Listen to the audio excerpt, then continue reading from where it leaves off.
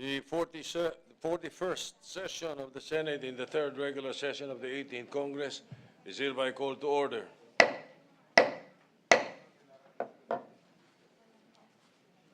Let us all pause for a minute of silent prayer.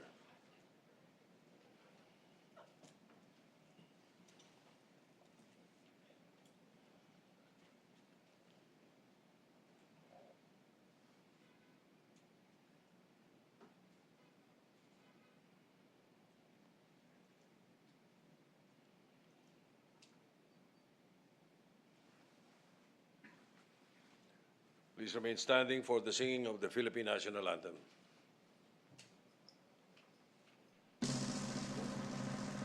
Bayang magiging dalas ng silanganan, alam na puso, sa sadyang mo'y buhay.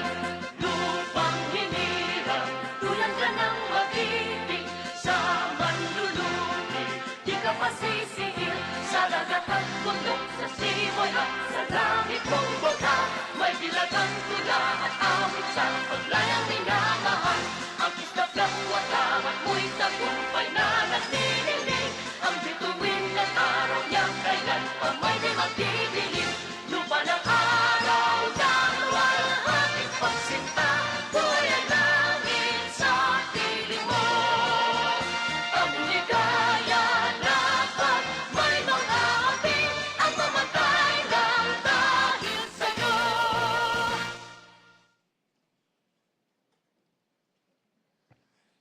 The Secretary will please call the roll.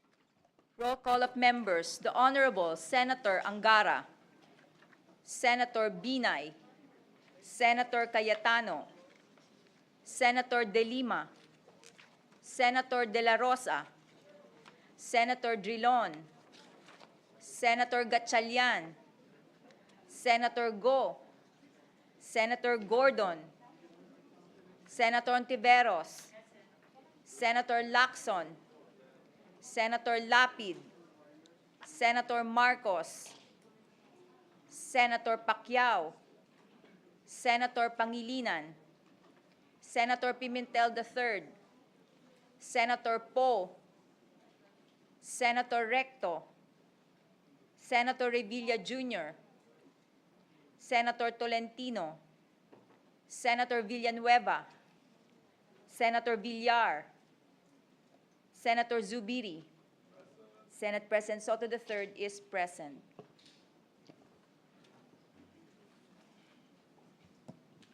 With 18 senators present, the chair declares the presence of a quorum. Majority Leader. Thank you, Mr. President. Mr. President, before we continue with official business, I'd just like to take note and thank all our colleagues for coming in today. It is nice to see the Senate at full house once again. And we'd like to also, before we continue, we'd like to also recognize in the gallery, we have with us Deputy Speaker Benvenido M. Abante Jr., Bishop Benny, our dear friend, and pastors and guests from the Bible Believers League for Morality and Democracy. We also will have with us Congressman Dino Yulo of the 5th District of Negros Occidental, who is now a congressman. He's the father of my EA. So I hope my executive assistant will still work for me. And we also have guests from towns. This is the 10 outstanding women in nation, what's this? In service. Okay. Oop. We have with us, Mr. President, Carmina Bayombong for entrepreneurship, Regina Estuar, Science and Technology, Rohani Sumdad Usman for education, Carla Patricia Gutierrez for performing arts, Patricia Ann Prodigalidad for law, Gay Jane Perez for science and technology, Geraldine Zamora, health and medicine, and Clarissa Isabel Delgado for education. Did I miss anyone? Please stand to be recognized. There you are. There are awardees, Mr. President. We welcome all the guests to the Senate this afternoon. Mr. President, We have several items for third reading. If it's all right with the body, we'll take it up after we approve and dispense the reading of the journal. Mr. President, I move that we dispense the reading of the journal of the 40th session, Thursday, May 26, 2022, and consider the same as approved. Any objection? Chair hears none. The journal is approved. And if it's all right with the body, we can proceed with the votation for third reading on several measures. If there is no objection, we dispense with the we defer the reference of business Yes, and Mr. proceed President. with the After the third reading voting. vote. Yes. Yes. While we still have the numbers on the floor, Mr. President, I move that we approve on third reading. Before I move for all the measures, I'd like to put on record the omnibus motion. All of these, Mr. President, were electronically distributed to the senators on May 23, 2022. So therefore, we comply with the constitutional requirement. Mr. President, I move that we approve on third reading House Bill number 10306. So moved. Any objection? Hearing none, the Secretary will read the title of the measure and conduct a roll call vote. House Bill number 10306, an act amending sections 1, 15, and 21 of Republic Act number 11212 entitled An Act Granting More Electric and Power Corporation a franchise to establish, operate, and maintain for commercial purposes and in the public interest a distribution system for the conveyance of electric power to the end users in the city of Iloilo, province of Iloilo, ensuring the continuous and uninterrupted supply of electricity in the franchise area. Roll call vote. The Honorable Senator Angara, Senator Binay, Senator Cayetano, Senator De Lima, Senator De La Rosa, Senator Drilon, Senator Gatchalian, Senator Go, yes, Senator Gordon, Senator Ontiveros, Senator Lacson, Senator Lapid, Senator Marcos, Senator Pacquiao, Senator Pangilinan, Senator Pimentel III, Senator Poe, Senator Recto, Senator Revilla Jr., Senator Tolentino, Senator Villanueva, Senator Villar, Senator Zubiri, Senate President Soto III.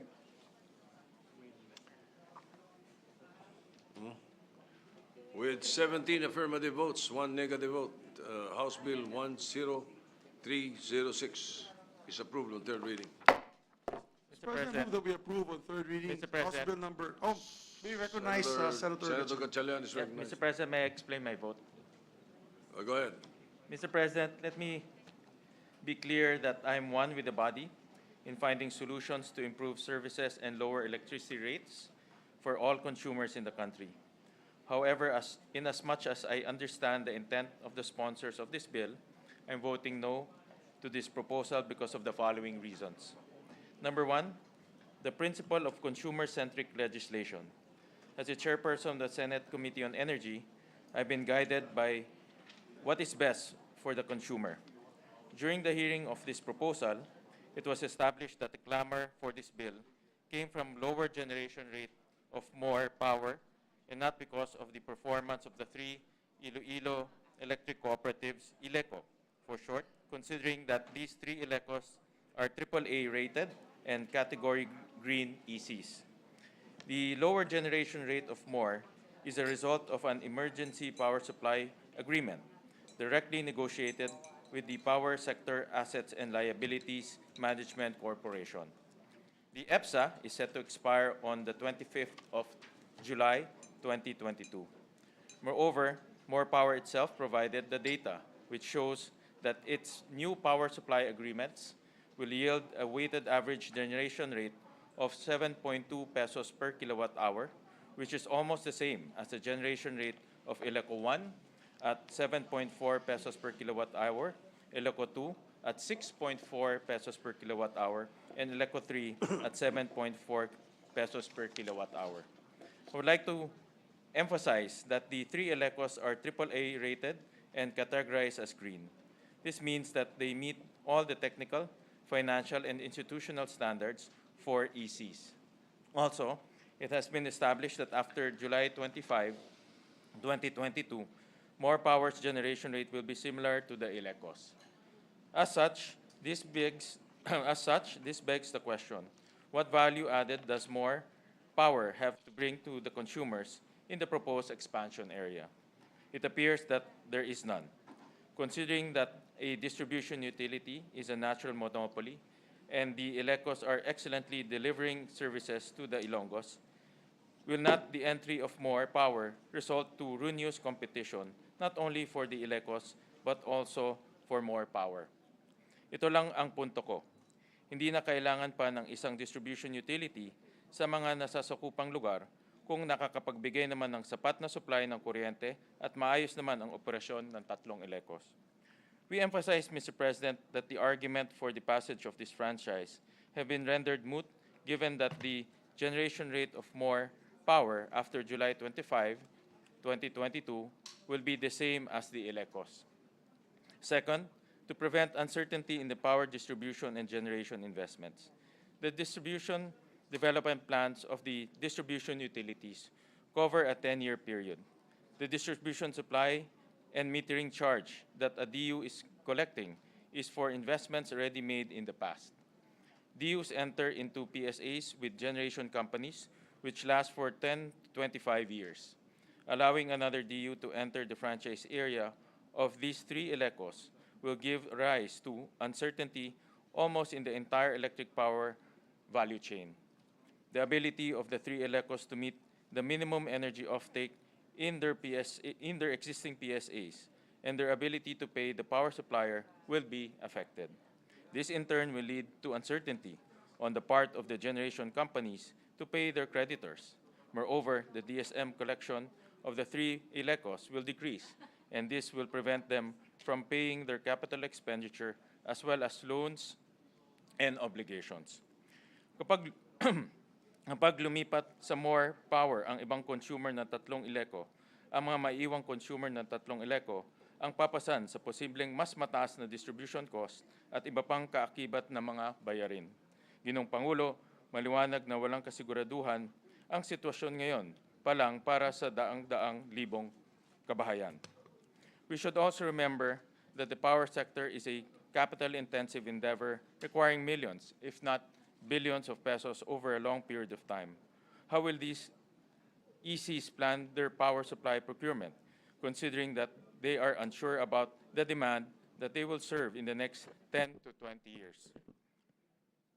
How will these ECs plan the improvement, upgrade, and expansion of their distribution system, since at any time consumers can transfer to more power? Third, Republic Act Number 9136, or the Electric Power Industry Reform Act of 2001, has the mechanism for competition through retail competition and open access, where consumers can choose their own power supplier. Under the ARCOA, the DU will remain only as a wires business. Currently, ARCOA is already at 500 kilowatts, and ERC is expecting to release its guidelines on retail aggregation to include households this year. As such, if more power wants to compete in these areas through lower generation rate, they can always apply for a local retail electricity supplier license instead of expanding its franchise.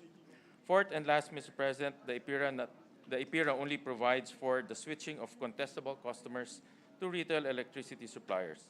It does not provide, nor does it envision, the switching of captive customers from one DU to another.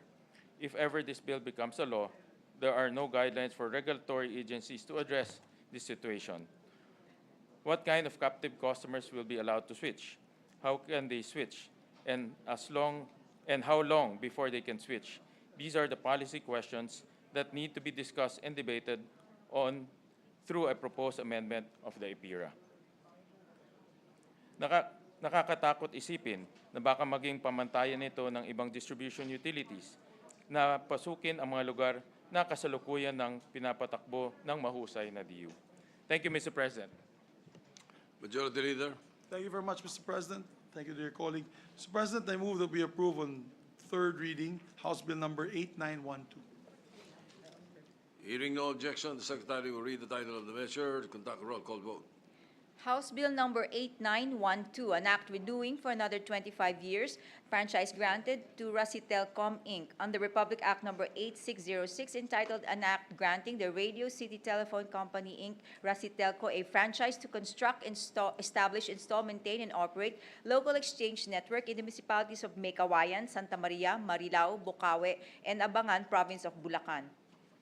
Roll call vote, the Honorable Senator Angara, Senator Binay, Senator Cayetano, Senator De Lima, Senator De La Rosa, Senator Drilon, Senator Gatchalian, Senator Go, Senator Gordon, Senator Ontiveros, Senator Lacson, Senator Lapid, Senator Marcos, Senator Pacquiao, Senator Pangilinan, Senator Pimentel III, Senator Poe, Senator Recto, Senator Revilla Jr., Senator Tolentino, Senator Villanueva, Senator Villar, Senator Zubiri, Senate President Soto III.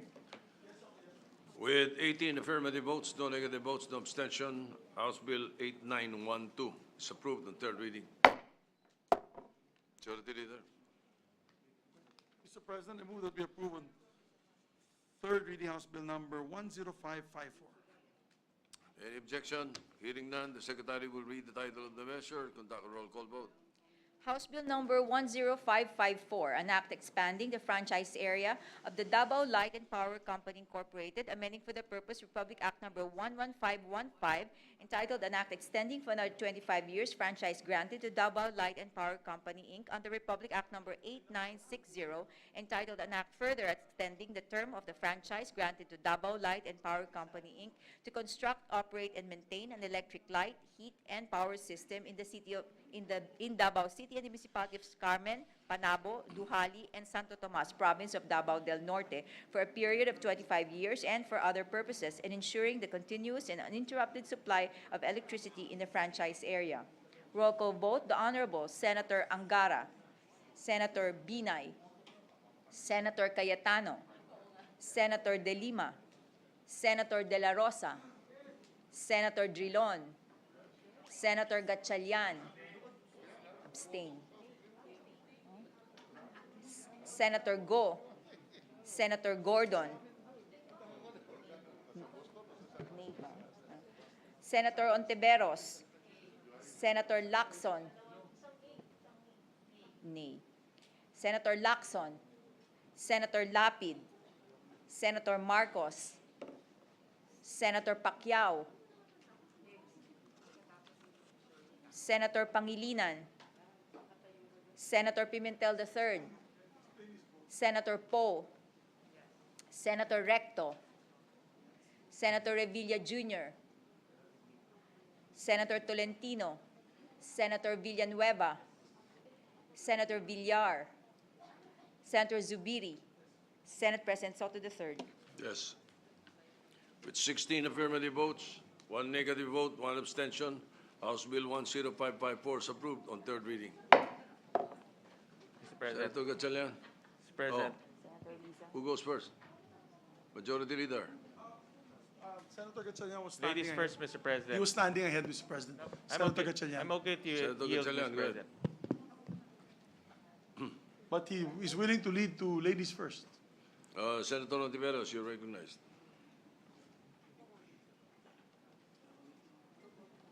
Salamat po, Mr. President. Salamat po, Senator Gatchalian.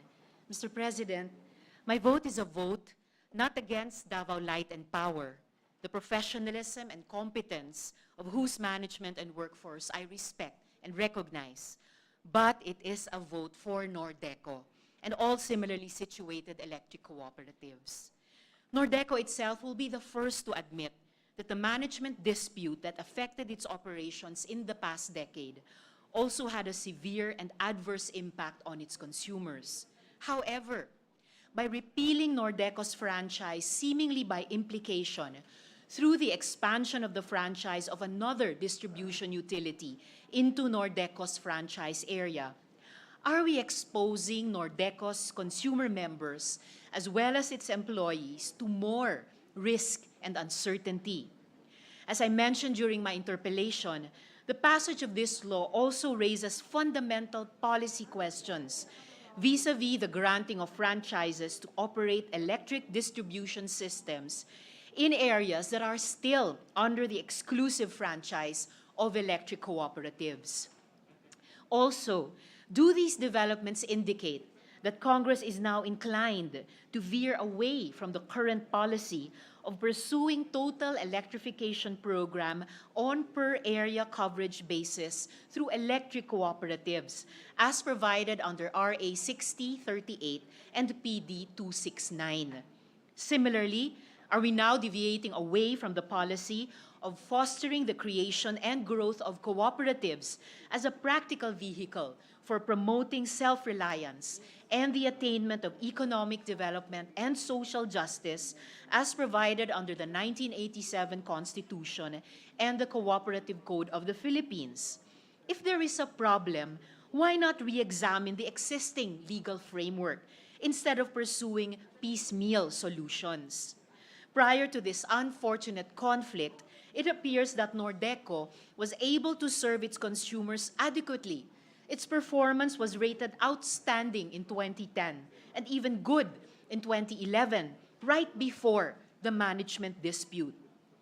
Mechanisms exist within the NEA law to reform and rehabilitate electric cooperatives. Currently, Nordeco's consumer service metrics appear to be improving. Perhaps these mechanisms should have been given more time to turn things around. This is shown by the 94,000 signatures Nordeco was able to gather in support of allowing it to continue to serve the communities in its service area. While I trust in the wisdom of my colleagues in heeding the call of various local business and consumer groups in Nordeco's franchise area for drastic and fundamental change, I still believe that doing this through an implied and piecemeal revamp of the existing policy framework introduces too much risk and uncertainty into the equation. Thus, I could not vote in the affirmative. Salamat po, Mr. President. Senator Gatchalian. Thank you, Mr. President. I've always been firm in my stand that inefficient and underperforming and non-performing distribution utilities, whether private or otherwise, should be held to account. Moreover, if another DU can provide better services and rates in areas where DUs have consistently been delivering bad electric service, then these inefficient DUs should give way to efficient DUs, with the end goal of achieving what is best for the consumers. In the case of Northern Davao Electric Cooperative, Nordeco for short, the problems arose in 2012 when there was a squabble between two groups that sought control over the area. As a result, the quality of the electric cooperative services went down the drain. It was only when Task Force Duterte Northern Davao Power stepped in last 2017 did the EC start to improve, specifically from Category C to Category B EC in 2019. Still, Nordeco is unable to meet the system law standard, and it is plagued by momentary and sustained interruptions. These issues can be better addressed by improved capital expenditure, by CapEx.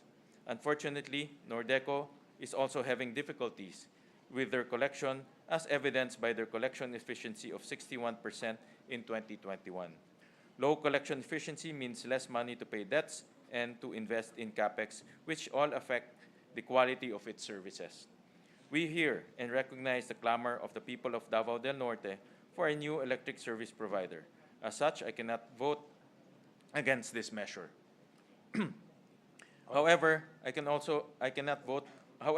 also cannot vote for this measure because it is not only the people of Davao del Norte who will be affected if DLPC takes over the province electric service from Nordeco. According to the Energy Regulatory Commission, if DLPC takes over the services of Davao del Norte, the consumers of Davao de Oro will experience a surge in rate from 8.6 pesos per kilowatt hour to 15.4 pesos per kilowatt hour, a 78.49% increase due to increased generation rates, distribution supply, metering charges, and investment and reinvestment fund for sustainable capex. This does not yet consider the increased burden on each consumer due to the total liabilities of Nordeco amounting to 4.9 billion pesos. Ang kapakanan ng nakararami ang dapat lagi nating isinaalang-alang pagdating sa usapin ng basic utilities tulad ng kuryente.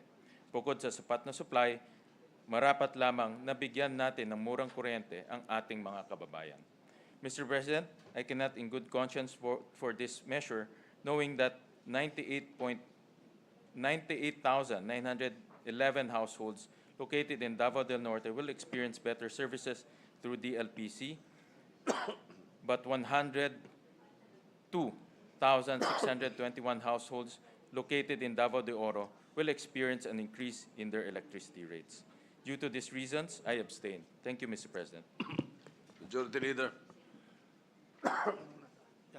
Mr. President, I wasn't going to explain my vote, but maybe I'll ask for an opportunity to explain quickly on why I voted yes on both the Davao Light and the More Power, being that I am the chairman of the Committee on Cooperatives.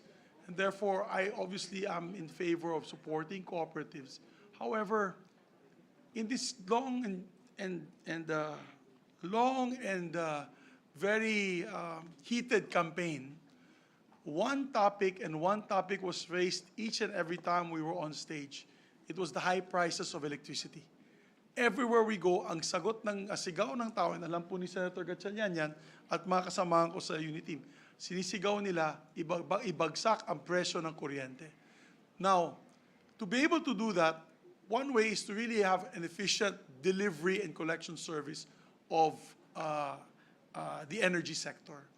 Unfortunately, Mr. President, I fully support the cooperative sector, especially electric cooperatives. But there are some electric cooperatives remiss in their duties, Your Honor. And even if they're AAA, Mr. President, the proof in the pudding is in the eating. That's what they say. So even if you collect on time, you disconnect on time, you connect the wires on time, you have an efficient service delivery. But at the end of the day, the people look at the price per kilowatt hour. Kung 12 pesos po per kilowatt hour yung presyo mo, tapos yung kapitbahay ninyo na isang area ay 8 pesos, as similarly situated in Iloilo, where it is 8 pesos in the city, and right outside the city it is 12 pesos, you're paying 4 pesos more. That's enough to make or break a business. I'm also a promoter and believer of micro, small, medium enterprises, Mr. President. And that is enough to close down a business or give the business a chance to survive with a 4 peso per kilowatt hour savings. Kaya, at the end of the day, sabi ko nga, Mr. President, together with the incoming Congress, we have to rationalize and further study on how we can bring down electricity rates, and a big portion of that is electric cooperatives. Let us support the electric cooperatives who are making headway in bringing down the rates for their consumers. But for those who have already stayed on, are complacent, Mr. President, na hindi na nila binababa or ginagawa nilang ginagawa ng pagbaba ng presyo ng kuryente, yan ang dapat tutukan din natin at sabihin sa kanila, kawawa naman yung mga consumers mo. Baka kaya siguro nanatiling mahihirap yung mga lugar na to because electric cooperatives are in the rural areas and the poorest of the poor provinces. Because maybe the prices of energy are not competitive, Mr. President. So, I vote in the affirmative because I feel that this is a way to be able to bring and help, bring opportunities and help micro, small, and medium enterprises in these particular localities thrive and grow. But at the same time, it is a wake-up call for our electric cooperatives to start thinking out of the box on how to bring down the rates, Mr. President. They will be coming to us in Congress. Under many electric cooperatives, Mr. President, many of my colleagues don't realize this. Their franchises will also end. I'm actually meeting with several cooperatives next week, electric cooperatives, because they're asking for our support for their franchise in the next Congress. Let us look at them with a fine-tooth comb. Tignan natin, boss. Those who are deserving and are making an effort to bring down the cost of electricity, let us support. But those who have not been moving and have been just collecting their allowances, salaries, and have become a burden already to the communities, maybe that's something that we should either help, fix, or if not, come up with out-of-the-box solutions, Mr. President. And that is why I had to vote today in that manner. I hope they don't take it against me, the electric cooperatives, because we are willing to support those, as I said, that are well-deserving. So, yun lamang po, Mr. President. I believe Right. Senator Grace Move Poe would on. also like to Oh, be yes. recognized. Senator Grace Poe is recognized. Thank you, Mr. President. Actually, I'm here just to manifest thanks to our colleagues for voting in the affirmative, especially to express my gratitude to our esteemed colleague, Senator Ralph Recto, for ably defending both measures seamlessly, easily, compared to probably how I would have done in defending it. So thank you so much for that. I couldn't have done it, but I also like to thank my staff for diligently conducting technical working groups so that we can accommodate and hear the concerns of all stakeholders on both sides. Tama yung sinabi ni Majority Leader, at least sa aking pananaw. Ang importante kasi talaga, mapababa yung presyo ng kuryente. Yun naman talaga yung aming habol dito at mabigyan ng mas maayos na serbisyo. Hindi naman natin sinasabi na hindi naging maayos, pero malaki pa talaga dapat ang isaayos ng serbisyo. Kaya binibigyan natin ng pagkakataon ang aming mga kababayan sa Iloilo at syempre doon din sa Davao. Mga kababayan, sa ating mga kababayan, sisikapin po ng Senado na magkaroon ng pagkakataon na mas bumaba ang singil ng kuryente. Hindi natin magagawa ng sabay-sabay, pero unti-unti ay nakakarating tayo doon. Kaya doon sa mga hindi pa nakakatanggap ng mas magandang serbisyo at maaapektuhan nito, tayo ay umaasa na sa mga darating na buwan, sana magkaroon din ng solusyon para sa kanilang mga problema doon sa mga apektado ng itong pagkakaroon ng mga bagong providers ng kuryente doon sa inyong probinsya. So yun lamang po. Thank you, Mr. President. All right, Majority Leader, let's move on. Thank you very much, Mr. President. Moving forward, we move to approve on third reading House Bill number 10648. Hearing no objection, the Secretary will read the title of the measure, conduct a roll call vote. House Bill number 10648, an act granting Oro Broadcasting Network Incorporated a franchise to construct, install, establish, operate, and maintain radio and television broadcasting stations in the Philippines. Roll call vote, the Honorable Senator Angara, Senator Binay, Senator Cayetano, Senator De Lima, Senator De La Rosa, Senator Drilon, Senator Gatchalian, Senator Go, Senator Gordon, Senator Ontiveros, Senator Lacson, Senator Lapid, Senator Marcos, Senator Pacquiao, Senator Pangilinan, Senator Pimentel III, Senator Poe, Senator Recto, Senator Revilla Jr., Senator Tolentino, Senator Villanueva, Senator Villar, Senator Zubiri, Yes. Senate President Soto III. With 18 affirmative votes, no negative votes, no abstention, House Bill 10648 is approved on third reading. Mr. President, move to approve on third reading Senate Bill number 2506. Hearing no objection, the Secretary will read the title of the measure and conduct a roll call vote. Senate Bill number 2506, an act increasing the social pension of indigent senior citizens and appropriating funds therefore, amending for the purpose Republic Act number 7432 entitled An Act to Maximize the Contribution of Senior Citizens to Nation Building, Grant Benefits and Special Privileges, and for other purposes as amended, and for other purposes. Roll call vote, the Honorable Senator Angara, Senator Binay, Senator Cayetano, Senator De Lima, Senator De La Rosa, Senator Drilon, Senator Gatchalian, Senator Go, Senator Gordon, Senator Ontiveros, Senator Lacson, Senator Lapid, Senator Marcos, Senator Pacquiao, Senator Pangilinan, Senator Pimentel III, Senator Poe, Senator Recto, Senator Revilla Jr., Senator Tolentino, Senator Villanueva, Senator Villar, Senator Zubiri, Senate President Soto III. With 18 affirmative votes, no negative votes, no abstention, Senate Bill 2506 is approved on third reading. Mr. President. Senator Villanueva. Thank you, Mr. President. Just a short manifestation.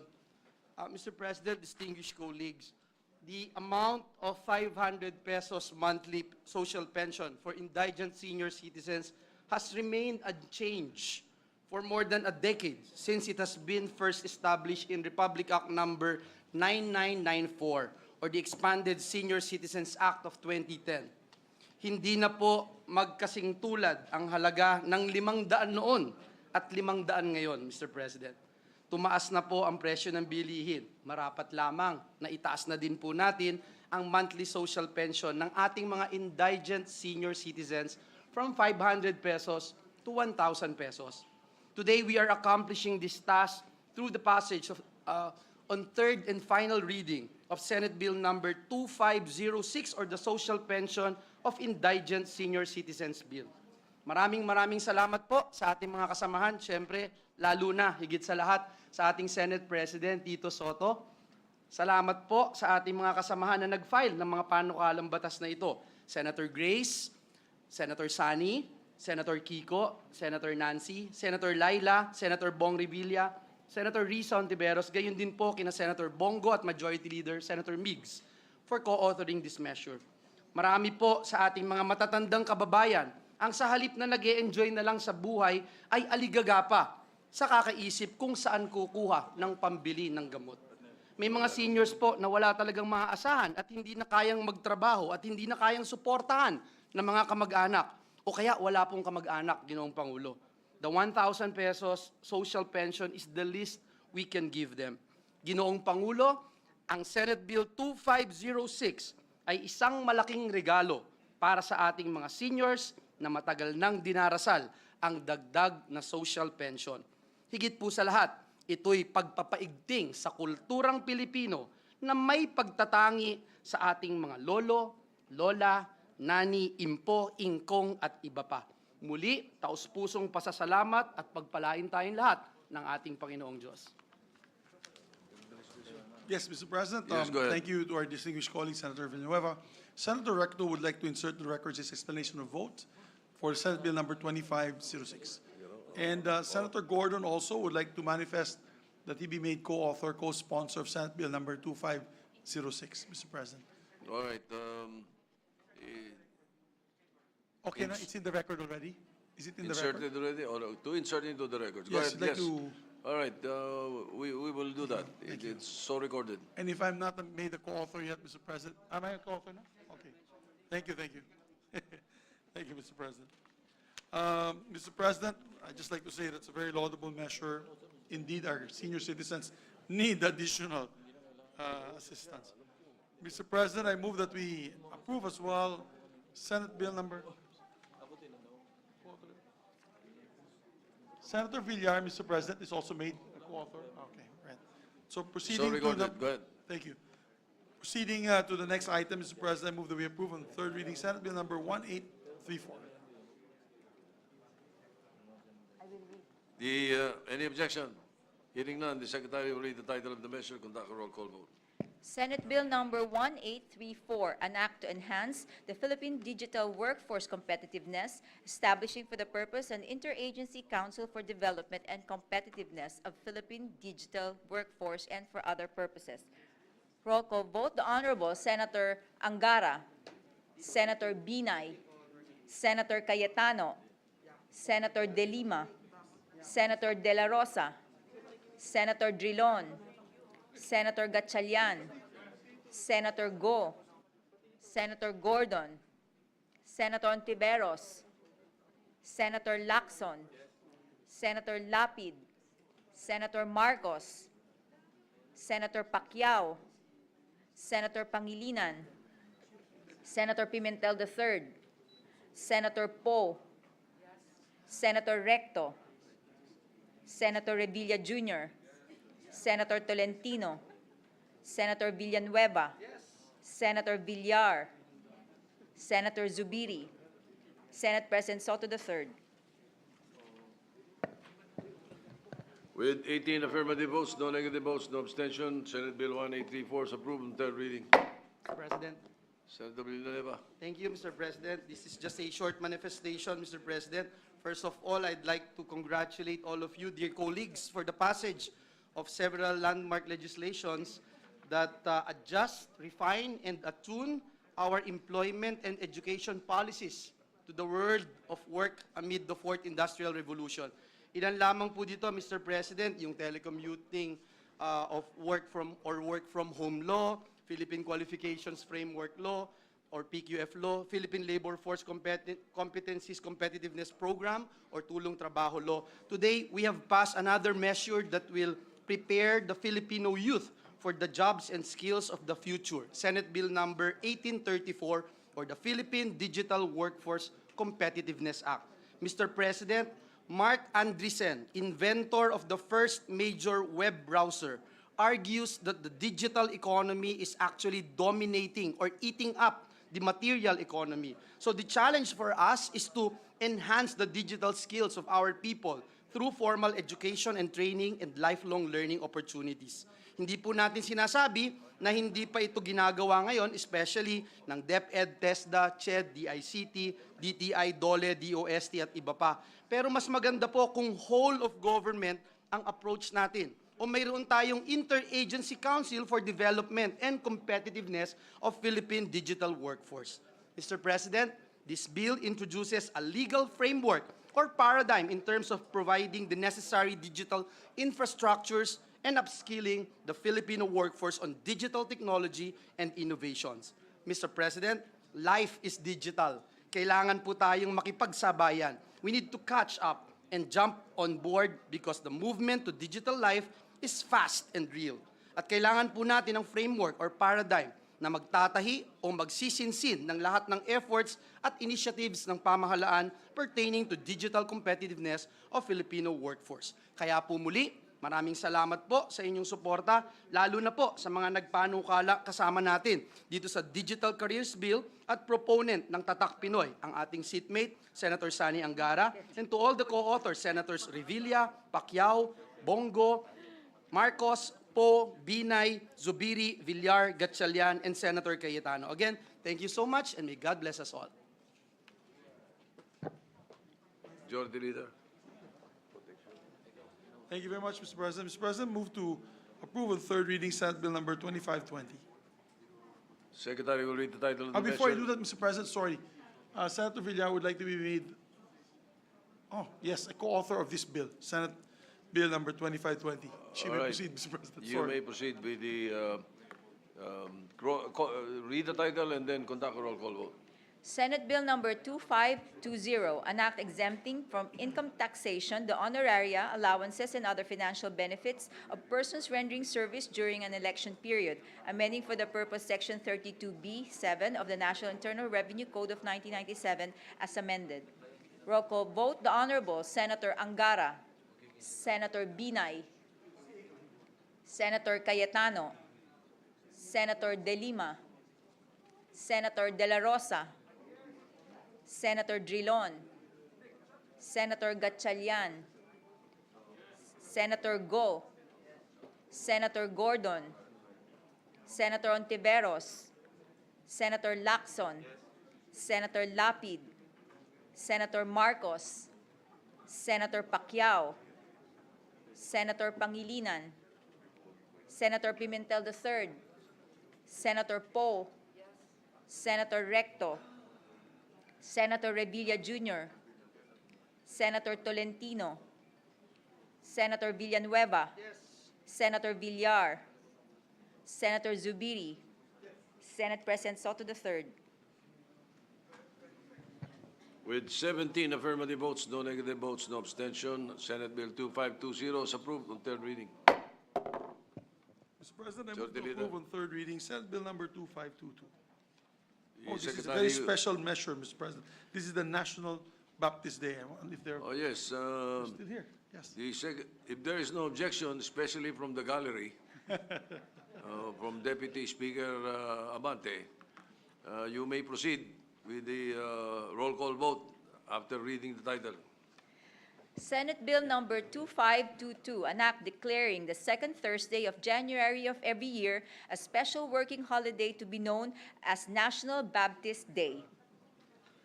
Roll call vote, the Honorable Senator Angara, Senator Binay, Senator Cayetano, Senator De Lima, Senator De La Rosa, Senator Drilon, Senator Gatchalian, Senator Go, Senator Gordon, Senator Ontiveros, Senator Lacson, Senator Lapid, Senator Marcos, Senator Pacquiao, Senator Pangilinan, Senator Pimentel III, Senator Poe, Senator Recto, Senator Revilla Jr., Senator Tolentino, Senator Villanueva, Senator Villar, Senator Zubiri, Senate President Soto III. With 18 affirmative votes, no negative votes, no abstention, Senate Bill 2522 is approved on third reading. Congratulations. Congratulations to our brother Baptists. May we recognize Senator Gatchalian, Mr. President. Thank you, Majority. Senator Gatchalian is recognized. Thank you, Majority Floor Leader. Thank you, Mr. President. Mr. President, as the principal author and co-author of Senate Bill number 2522, I vote yes for the approval on third and final reading. The enactment of this measure, which would declare the second Thursday of January every year as a special working holiday, will be known as the National Baptist Day. Historically, Mr. President, Baptists are known for their role in crafting the U.S. Bill of Rights and for upholding principles like religious freedom and the separation of church and state. These principles have become enshrined in the United States Constitution and the charter it later inspired, our very own 1987 Constitution. For 122 years now, the Baptists have contributed to building our country through the continuous pursuit of their evangelical mission. To date, there are 25,000 to 30,000 Baptist churches nationwide. In terms of membership, various estimates suggest that there are between 653,000 to 3 million members of Baptist churches. As chairman of the Senate Committee on Basic Education, Arts and Culture, I would like to emphasize that Baptist churches nationwide are running around 1,200 Christian schools from preschool to high school. This, Mr. President, shows us that the commitment of Baptist churches to instill academic and moral excellence through quality Christian education. Since we are proposing a special working holiday, this proposed measure will have no implications on wage rates. At this point, I would like to thank the Honorable Cherry Deloso Montalia, Chairperson of the House Committee on the Revisions of Laws, for agreeing to adopt the Senate version of this measure for the concurrence of the House of Representatives. For shedding light on the importance of this measure, let me also thank Deputy Speaker Benvenido Abante of the 6th District of Manila, this bill's principal author in the House, and Bishop Ruben Abante of the Bible Believers League of Morality and Democracy, or Bible Mode, both of whom are honoring us with their presence today. Muli, maraming salamat po sa inyong lahat. Let me also recognize, Mr. President, the pastors from Bible Mode who are with us today to witness our approval of this proposed measure. I would like to thank our colleagues who co-authored this measure, Senator Cynthia Villar, Senator Bongo, Senator Sani Angara, Senator Nancy Binay, Senator Pia Cayetano, Senator Bato de la Rosa, Minority Leader Senator Frank Drilon, Senator Richard Gordon, Senator Risa Ontiveros, Senator Ping Lacson, Senator Lito Lapid, Senator Amy Marcos, Senator Manny Pacquiao, Senator Kiko Pangilinan, Senator Coco Pimentel, the Senate President Pro Tempore, Senator Ralph Recto, Senator Bong Revilla Jr., Senate President Vicente Soto III, Senator Joel Villanueva, and the Majority Leader, Senator Mig Zubiri. Sa pagkakataong ito, nais kong pasalamatan at bigyang pugay ang ating mga kapatid na Baptist. Maraming salamat sa patuloy ninyong pagpapalaganap at pagsasabuhay sa salita ng Diyos. Maraming salamat sa patuloy ninyong pagpapakita ng malasakit sa ating mga kababayan, lalo na sa mga panahon hinaharap natin ang mga matinding pagsubok. Maraming salamat sa inyong paggabay, paghubog sa mga kabataang bahagi ng inyong mga paaralan at mga komunidad. As the 18th Congress draws to a close, Mr. President, I am grateful that one of our final acts is to honor our Christian brothers and sisters from Baptist churches who have continuously proclaimed, taught, and shared biblical principles for the betterment of our country. In the spirit of expressing solidarity with our brothers and sisters in Christ from Baptist churches and to honor their invaluable contribution to our society and way of life, I join our colleagues in voting for this measure's approval on third and final reading. Maraming salamat po, Mr. President. Mr. President, may we recognize the distinguished colleague from Bulacan, Senator Senator Joel Villanueva, go ahead. Very short, Mr. President. Thank you. Indeed, this is the day that the Lord has made, Mr. President, by designating the second Thursday of January of every year as the National Baptist Day and proclaiming the same as a special working holiday. We are giving our brothers and sisters in Christ in the Baptist community a specific date to be devoted exclusively in proclaiming, in teaching, reminding, and sharing to its members the grace and mercies of the Lord and the importance of biblical principles in their lives as a people and as a nation. We are truly honored to be co-author of Senate Bill 2522, and we congratulate our chairperson, Senator Win Gatchalian, and the proponent of the measure in the House of Representatives, our good friend and Bishop, Pastor, representative of the 6th District of Manila, Pastor Bishop Benny Abante, for shepherding this measure. Again, thank you, and may God bless us all. Thank you, Mr. President. Thank you very much, Mr. President. And Mr. President, with the permission of the body, may we make all members of this chamber co-author and co-sponsor, with the permission of the sponsors. All right, hearing no objection, so recorded. Thank you very much, Mr. President. Mr. President, we have 50, we still have a lot of bills for third reading. If it is all right, we'll end today at 25 and take up the other 25 tomorrow, since we do not have much to do anyways tomorrow, Mr. President. So we can continue up to number 25, and then we have resolutions awarding our 10 outstanding women in the field of, different fields of their endeavor. Or perhaps what we can do is that the explanation of the votes be done after, Yes, Mr. President. so that we can do more. Move quickly. So we'll try, Mr. President. We'll start once again on item number 9. Mr. President, move to approve on third reading Senate Bill number 2504. The Secretary will read the title of the measure and then conduct a roll call vote. Senate Bill number 2504, an act designating the National Music Competitions for Young Artists Program, NAMSIA, as the National Youth Development Program for Music and appropriating funds therefore. Roll call vote, the Honorable Senator Angara, Senator Binay, Senator Cayetano, Senator De Lima, Senator De La Rosa, Senator Drilon, Senator Gatchalian, Senator Go, Senator Gordon, Senator Ontiveros, Senator Lacson, Senator Lapid, Senator Marcos, Senator Pacquiao, Senator Pangilinan, Senator Pimentel III, Senator Poe, Senator Recto, Senator Revilla Jr., Senator Tolentino, Senator Villanueva, Senator Villar, Senator Zubiri, Senate President Soto III.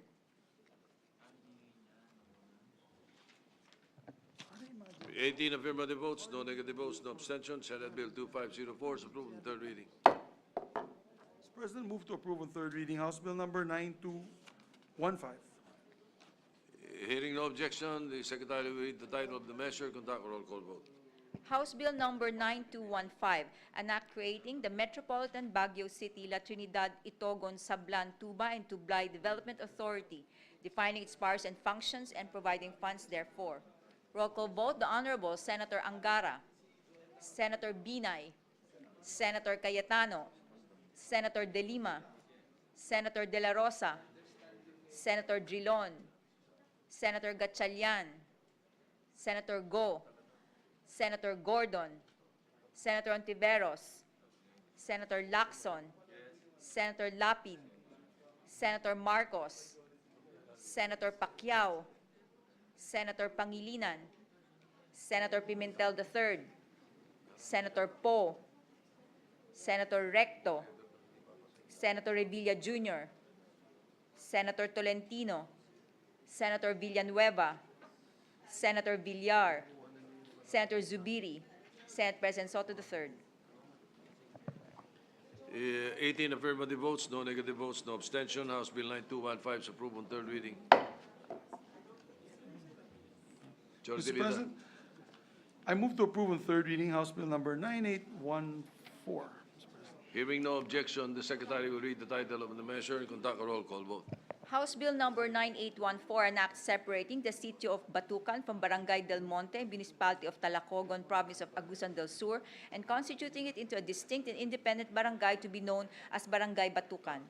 Roll call vote, the Honorable Senator Angara, Senator Binay, Senator Cayetano, Senator De Lima, Senator De La Rosa, Senator Drilon, Senator Gatchalian, Senator Go, Senator Gordon, Senator Ontiveros, Senator Lacson, Senator Lapid, Senator Marcos, Senator Pacquiao, Senator Pangilinan, Senator Pimentel III, Senator Poe, Senator Recto, Senator Revilla Jr., Senator Tolentino, Senator Villanueva, Senator Villar, Senator Zubiri, Senate President Soto III.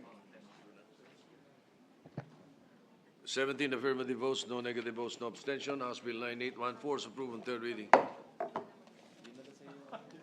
Mr. President, I move that we approve. Congratulations is in order for an earlier bill, which is the Metro Baguio City, Mr. President. That was the earlier bill. Mr. President, I move to approve on third reading House Bill number 9816.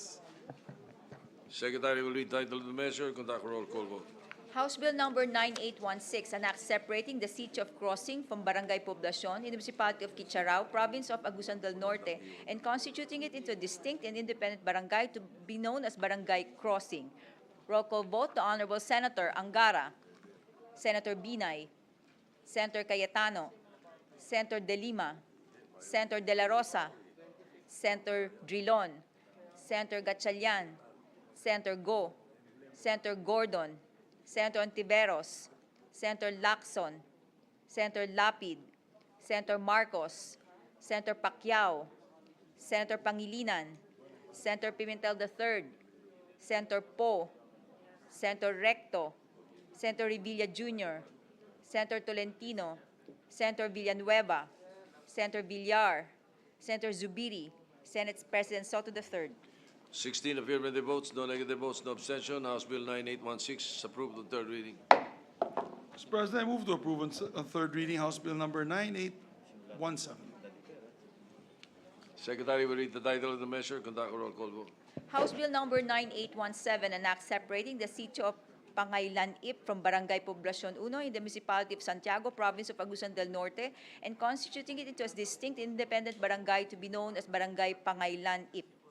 Roll call vote, the Honorable Senator Angara, Senator Binay, Senator Cayetano, Senator De Lima, Senator De La Rosa, Senator Drilon, Senator Gatchalian, Senator Go, Senator Gordon, Senator Ontiveros, Senator Lacson, Senator Lapid, Senator Marcos, Senator Pacquiao, Senator Pangilinan, Senator Pimentel III, Senator Poe, Senator Recto, Senator Revilla Jr., Senator Tolentino, Senator Villanueva, Senator Villar, Senator Zubiri, Senate President Soto III.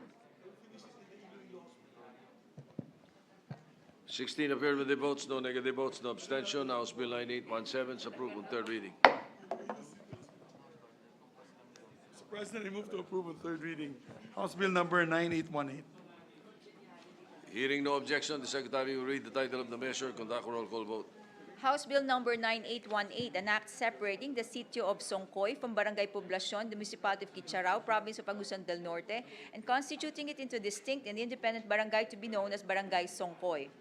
Roll call vote, the Honorable Senator Angara, Senator Binay, Senator Cayetano, Senator De Lima, Senator De La Rosa, Senator Drilon, Senator Gatchalian, Senator Go, Senator Gordon, Senator Ontiveros, Senator Lacson, Senator Lapid, Senator Marcos, Senator Pacquiao, Senator Pangilinan, Senator Pimentel III, Senator Poe, Senator Recto, Senator Revilla Jr., Senator Tolentino, Senator Villanueva, Senator Villar, Senator Zubiri, Senate President Soto III. 16 affirmative votes, no negative votes, no abstention. House Bill 9818 is approved on third reading. This next bill, Mr. President, is the hometown of my father. So it's in Cabangcalan, Negros Occidental, creating a barangay there. Mr. President, I move to approve on third reading House Bill number 9819. So moved. Secretary will read the title of the measure, conduct a roll call vote. House Bill number 9819, an act separating the sitio of Tacugon from Barangay Kamingawan in the city of Cabangcalan, province of Negros Occidental, and constituting it into a distinct and independent barangay to be known as Barangay Tagucon. Roll call vote, the Honorable Senator Angara, Senator Binay, Senator Cayetano, Senator De Lima, Senator De La Rosa, Senator Drilon, Senator Gatchalian, Senator Go, Senator Gordon, Senator Ontiveros, Senator Lacson, Senator Lapid, Senator Marcos, Senator Pacquiao, Senator Pangilinan, Senator Pimentel III, Senator Poe, Senator Recto, Senator Revilla Jr., Senator Tolentino, Senator Villanueva, Senator Villar, Senator Zubiri, Senate President Soto III.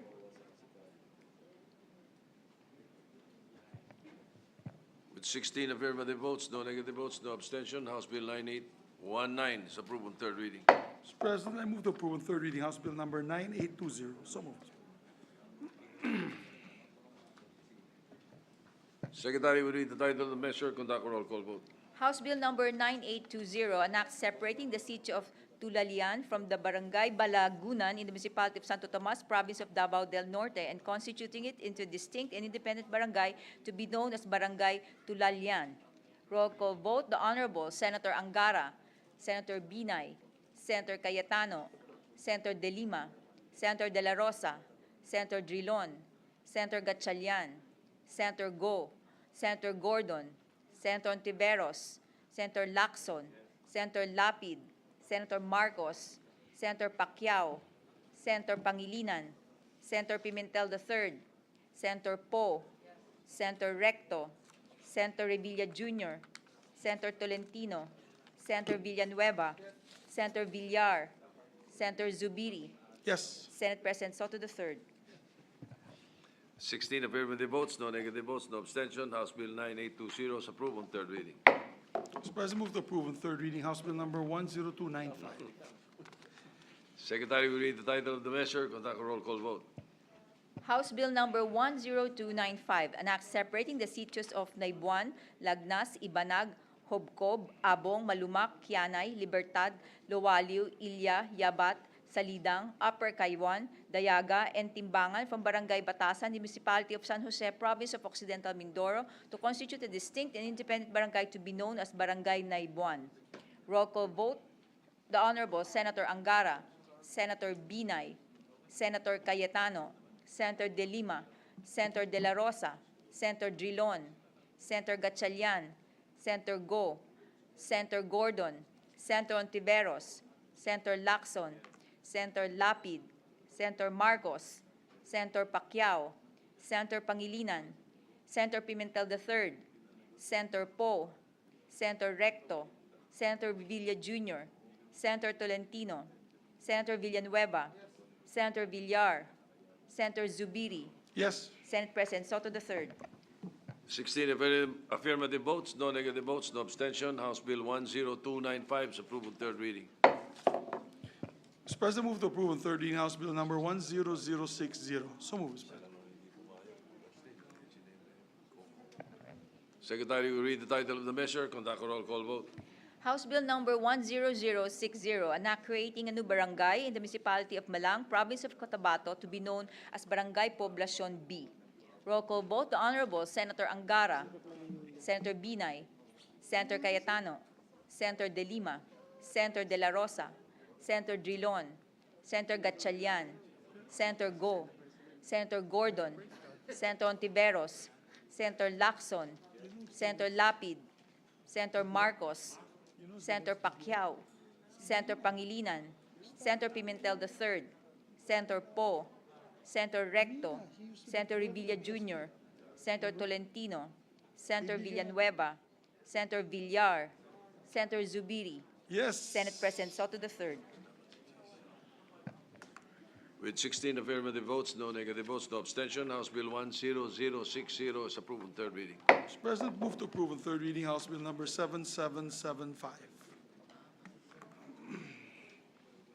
The Secretary will read the title of the measure, conduct a roll call vote.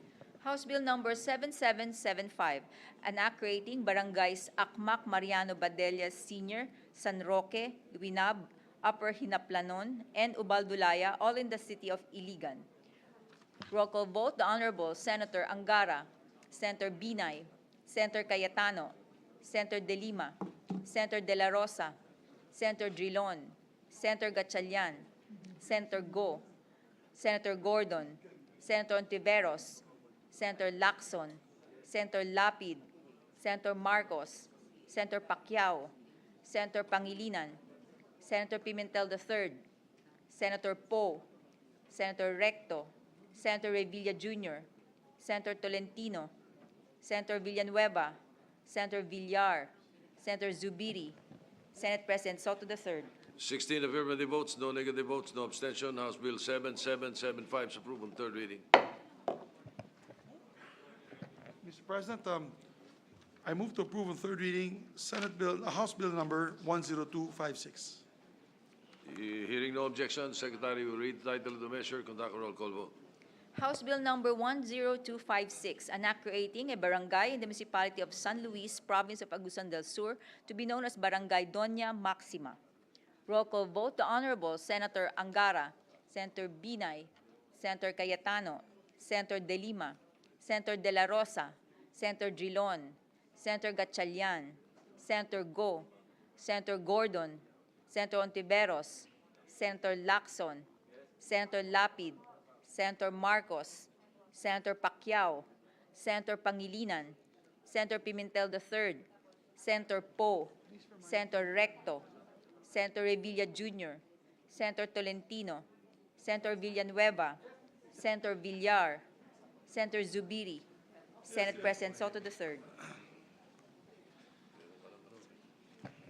16 affirmative votes, no negative votes, no abstention, House Bill 10256 approved on third reading. Mr. President, move to approve on third reading House Bill number 10451.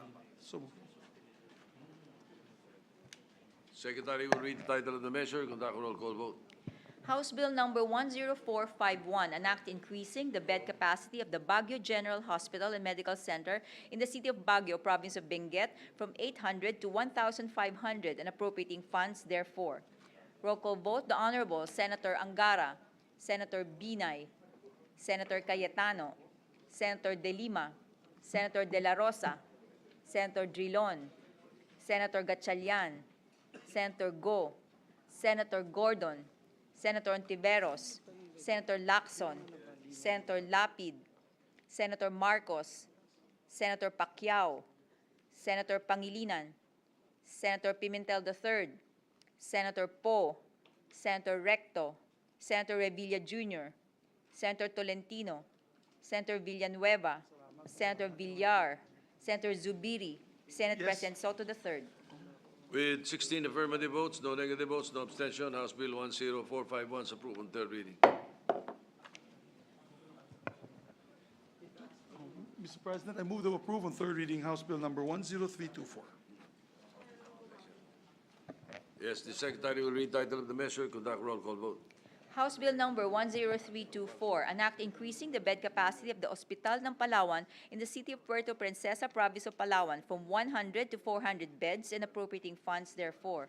Roll call vote. The Honorable Senator Angara, Senator Binay, Senator Cayetano, Senator De Lima, Senator De La Rosa, Senator Drilon, Senator Gatchalian, Senator Go, Senator Gordon, Senator Ontiveros, Senator Lacson, Senator Lapid, Senator Marcos, Senator Pacquiao, Senator Pangilinan, Senator Pimentel III, Senator Poe, Senator Recto, Senator Revilla Jr., Senator Tolentino, Senator Villanueva, Senator Villar, Senator Zubiri, Senate President Soto III. With 16 affirmative votes, no negative votes, no abstention, House Bill 10324 is approved on third reading. Mr. President, I move to approve on third reading House Bill number 10013. Secretary will read title of the measure, conduct roll call vote. House Bill number 10013, an act increasing the bed capacity of the Davao Regional Medical Center in the city of Tagum, province of Davao del Norte, from 600 to 1,000 beds and appropriating funds therefore. Roll call vote. The Honorable Senator Angara, Senator Binay, Senator Cayetano, Senator De Lima, Senator De La Rosa, Senator Drilon, Senator Gatchalian, Senator Go, Senator Gordon, Senator Ontiveros, Senator Lacson, Senator Lapid, Senator Marcos, Senator Pacquiao, Senator Pangilinan, Senator Pimentel III, Senator Poe, Senator Recto, Senator Revilla Jr., Senator Tolentino, Senator Villanueva, Senator Villar, Senator Zubiri, Yes. Senate President Soto III. 16 affirmative votes, no negative votes, no abstention, House Bill 10013 is approved on third reading. Mr. President, move to approve on third reading House Bill number 9917. Secretary will read the title of the measure, conduct a roll call vote. House Bill number 9917, an act establishing in the city of Maykawayan, province of Bulacan, a tertiary hospital to be known as the Hospital ng Maykawayan and appropriating funds therefore.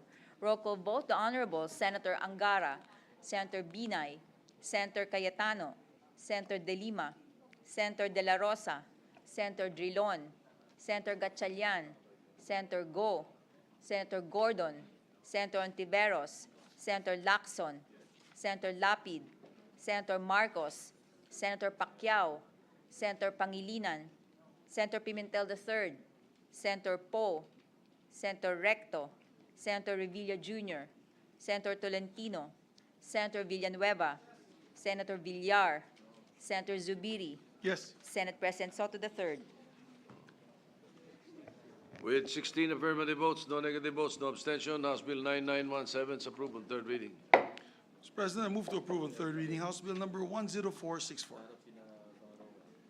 The Secretary will read the title of the measure, conduct a roll call vote. House Bill number 10464, an act establishing in the city of Iloilo, province of Iloilo, a city hospital to be known as the Iloilo City Hospital.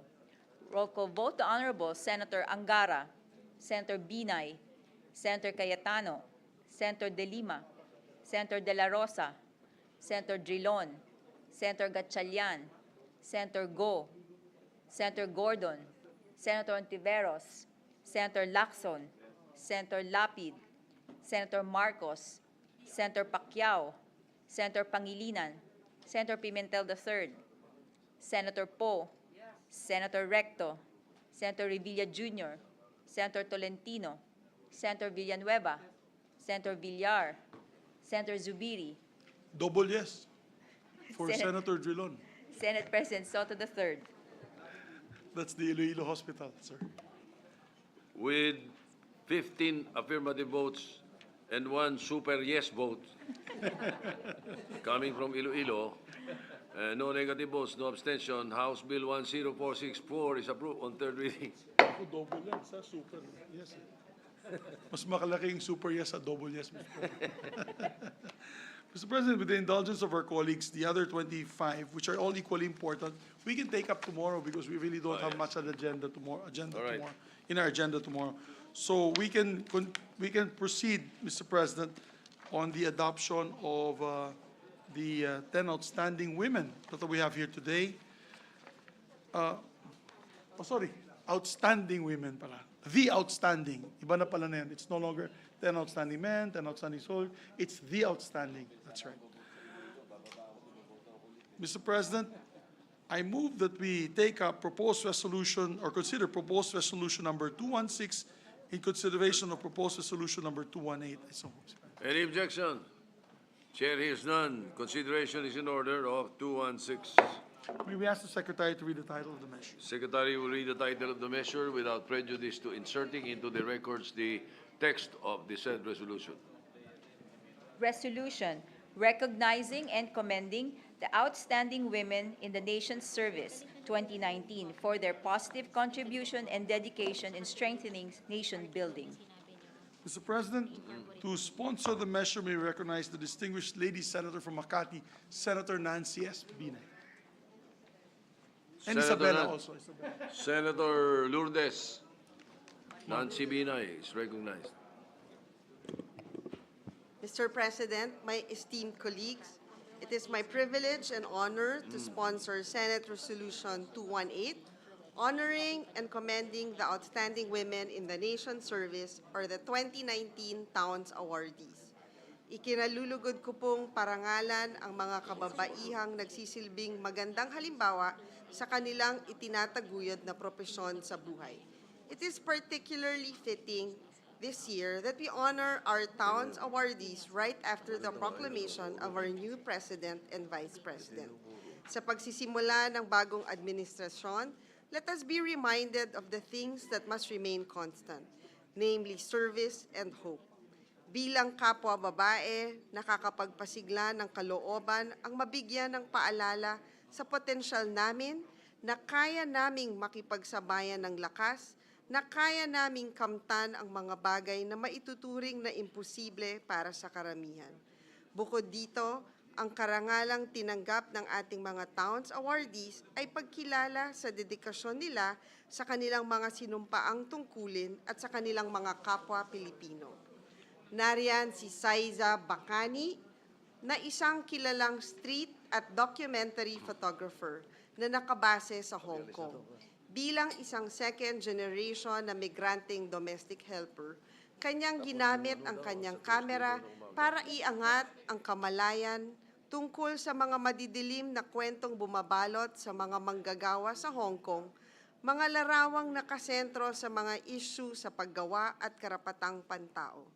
Si Carmina Bayongbong, ang founder ng award-winning financial technology startup na InvestEd, na tumutulong sa ating mga college students na makakuha ng student loans. Sa kasalukuyan, InvestEd ang leading student loan company sa bansa na nakatulong sa higit 400 students sa 136 schools at 75 degree courses. Si Clarissa Isabel Delgado, ang founder ng Teach for the Philippines, na nagbibigay training sa ating mga guro. Bukod dito, binibigyan din nila ng pagkakataon ang mga Teach for the Philippines trained teachers na makiisa at makibahagi sa mga usapin na may kinalaman sa public policy. Samantala, ginagamit ni Maria Regina Justina Estuar ang kanyang galing sa computer science para tulungan ang iba't ibang mga komunidad sa bansa na magkaroon ng kanilang mga sariling health, disaster, at agricultural ICT-based platforms. Siya ang head ng Ateneo Social Computing Science Laboratory kung saan ginawa ang e-bayanihan, isang web and mobile nationwide participatory disaster management system na malaking tulong sa atin tuwing panahon ng sakuna. Si Carla Patricia Gutierrez, ang founder ng Philippine Opera Company or POC. Isa sa kanyang mga advokasya ay ang pagpapakilala ng kulturang Pilipino gamit ang musika. Kasama rin siya sa nagtatag ng Opera House, isang art center na tumutulong luminang ng kakayahan ng mga bagong classical artists ng bansa. Ang aking kaibigan at kaklase sa University of the Philippines na si Samira Gutok ay isang women's rights at peace advocate na malaki ang naging bahagi sa buhay ng mga kababayan natin sa Mindanao, lalo na sa BARM. Naging bahagi din siya sa pagbuo ng Ranao Rescue Team na tumulong sa ating mga kababayan matapos ang Marawi Siege noong 2017. Isang dating journalist, malaki ang kontribusyon niya para maikwento at maihayag ang kalagayan ng iba't ibang Muslim community sa ating bansa. Si Dr. Gay Jane Perez, ang unang Pilipino na nanalo ng ASEAN U.S. Science Prize for Women mula sa Association of Southeast Asian Nations, U.S. Agency for International Development, and the Underwriters Laboratories. Pinungunahan din niya ang DOST Philippines Microsat program na matagumpay na ipinalipad ang Diwata 1 noong 2016. Bukod dito, tumutulong din siya sa pagpalago ng sektor ng agrikultura sa ating bansa at ginagamit ang kanilang satellite observations para makagawa ng prediction tools para sa ating mga magsasaka. Si Attorney Patricia Ann Prodigalidad ay isa sa pinakamagaling na abogado sa bansa. Siya ang nag-top sa 1996 bar examinations at kilala sa larangan ng commercial litigation, white-collar crime, intra-corporate disputes, banking, investments, and securities litigation, anti-money laundering, corporate rehabilitation and insolvency, international commercial and construction arbitration, at intellectual property and antitrust litigation. Si Stephanie C., ang founder at CEO ng Thinking Machines Data Science Incorporated, isang startup company na gumagawa ng data platforms at artificial intelligence tools para sa iba't ibang mga organisasyon. Nananatili siyang aktibo sa local Python at data science community at patuloy na nagbabahagi ng kanyang kaalaman sa Python PH, Data Beers, Women in Tech events, at Developers Connects conferences. Isa siyang advocate ng paggamit ng data science for social good at patuloy na isinusulong ang data science education sa DOST PSERD. Si Rohaniza Sumdad Usman, ang founder ng Teach Peace, Build Peace Movement or TPBPM na nagsusulong sa kapayapaan. Nakipagtulungan ang TPBPM sa iba't ibang mga organisasyon para mabuo ang programang Pathways to Integrated and Inclusive Conflict-Sensitive Protection and Education for Children in Mindanao or ICOPE project. Through programs like these, they hope to underscore the importance of making every Filipino child a peace advocate by promoting culture and peace dialogue among the young generation and a sustainable, peaceful society. Si Shara Zambrano ay isang multi-awarded correspondent at documentary filmmaker ng CBN. Kilala bilang isa sa mga batikang war correspondent sa bansa, kinamamahaan at pinagkakatiwalaan ang kanyang mga ulat tungkol sa terorismo at mga kaganapan sa West Philippine Sea. Naging saksi po ang inyong lingkod sa kanyang dedikasyon at husay sa pamamahayag. Samantala, si Dr. Geraldine Zamora ay ang class valedictorian ng UP College of Medicine. Nag-top sa kanyang licensure exams at umani ng maraming mga pagkilala sa larangan ng medisina. Itinatag niya ang Rheumatology Bridging Lupus Fund at tumutulong sa pagtatag ng Hope for Lupus Foundation na kasama ng Department of Health sa pagsulong ng early detection at proper treatment of lupus. These are just some of our awardees' achievements. Ipinapakita lang nito ang kakayahan ng mga kababaihan na maging matagumpay sa anumang larangan ng kanilang piniling pasukan. And while they are all working in different fields, What ties them together is their passion for their craft and their commitment to service. Naway patuloy kayong maging inspirasyon sa ating mga kapwa Pilipino, lalong-lalo na sa ating mga kapwa kababaihan na lalong pagbutihin pa ang paglilingkod sa sambayanan at paggawa ng mabuti. Your earnest efforts to give back to your communities and to our country is an inspiration and an achievement worthy of emulation. Mr. President, it is with utmost pride that I present to you the Outstanding Women in the Nation's Service 2019 awardees. Thank you for your service at mabuhay kayong lahat. All right, Senator Bong Revilla is recognized. Thank you, Mr. President. This is just a short manifestation. Mr. President, I would like to associate myself to the statements of commendation earlier made by Senator Nancy Binay in giving honor to the 12 awardees of the Outstanding Women in the Nation's Service or Towns for 2019.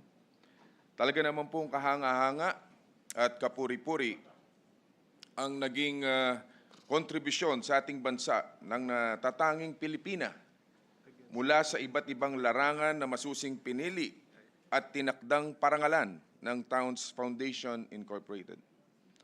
Tunay silang inspirasyon at larawan ng tagumpay, hindi lamang para sa kapwa Pilipina, kundi para sa ating lahat.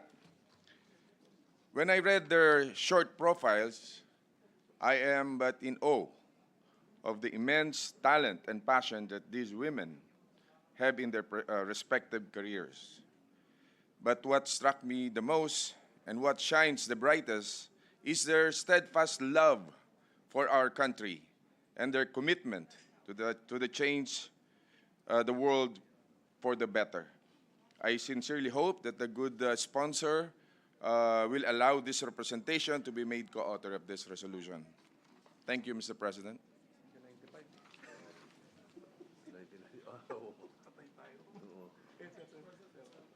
Senator Risa Ontiveros is recognized. Salamat po, Mr. President. With the permission of my colleagues, Senator Binay and Senator Angara, I wish to co-sponsor PSRs number 216 and 218. Bilang chair ng Senate Committee on Women, bilang lifelong feminist, ako po'y naniniwala at patuloy na tumataya sa galing at husay ng Pilipina.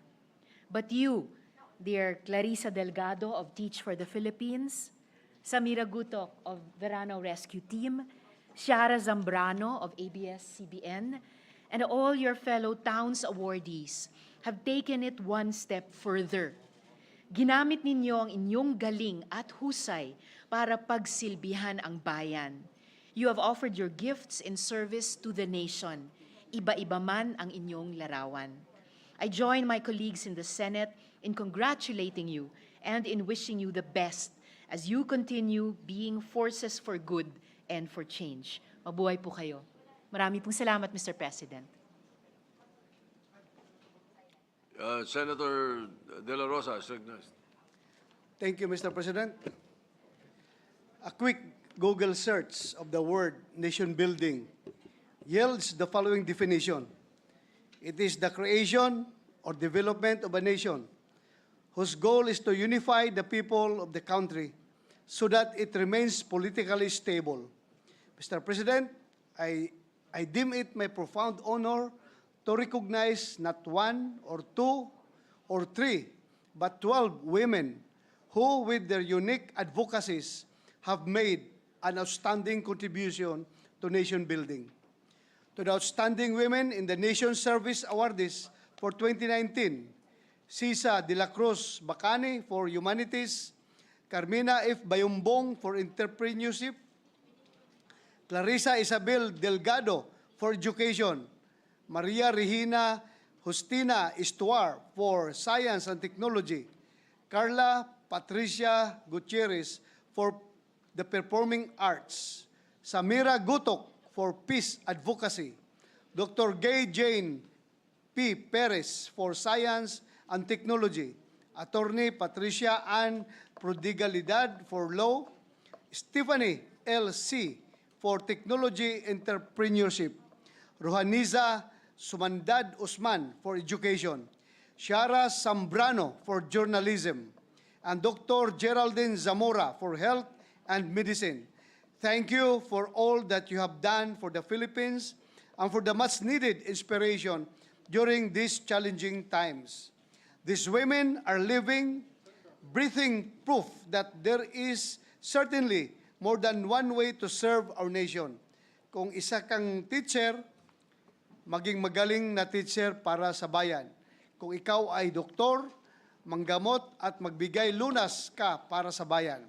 Kung mahilig kang kumanta, maaari mo ring ialay ang iyong mga awitin para sa kaunlad nating lahat bilang mga Pilipino. Along the way, we may encounter difficulties, but like these women, we shall always gather our strength from the promise of our greatest gift, of knowing that the reward of nation building is precisely a nation, beloved, steadfast, and enduring. Thank you, Mr. President.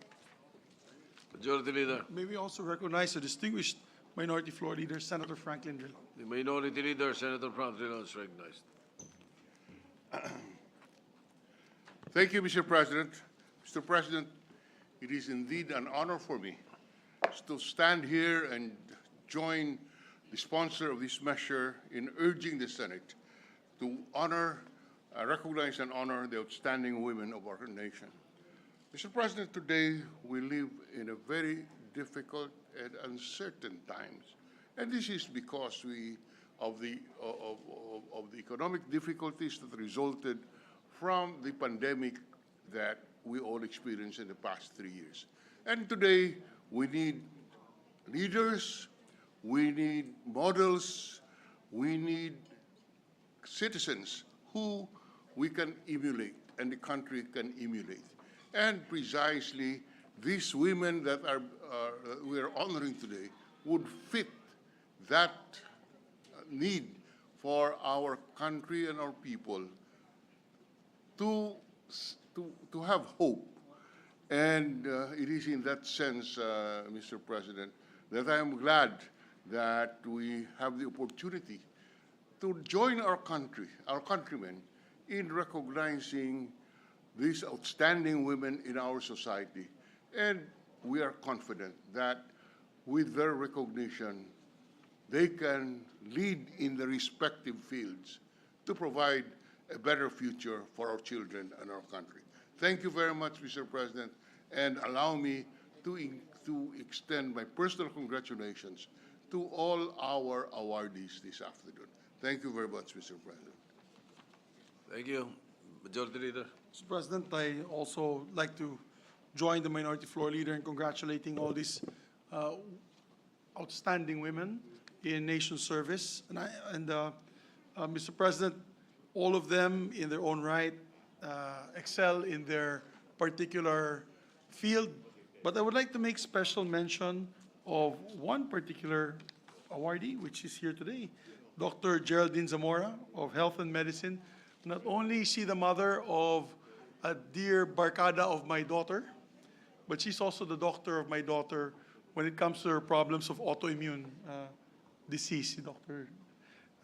Zamora. So I know how competent and intelligent and, of course, talented Dr. Zamora is. And to all those who are winning, who won today, or is getting the awards today.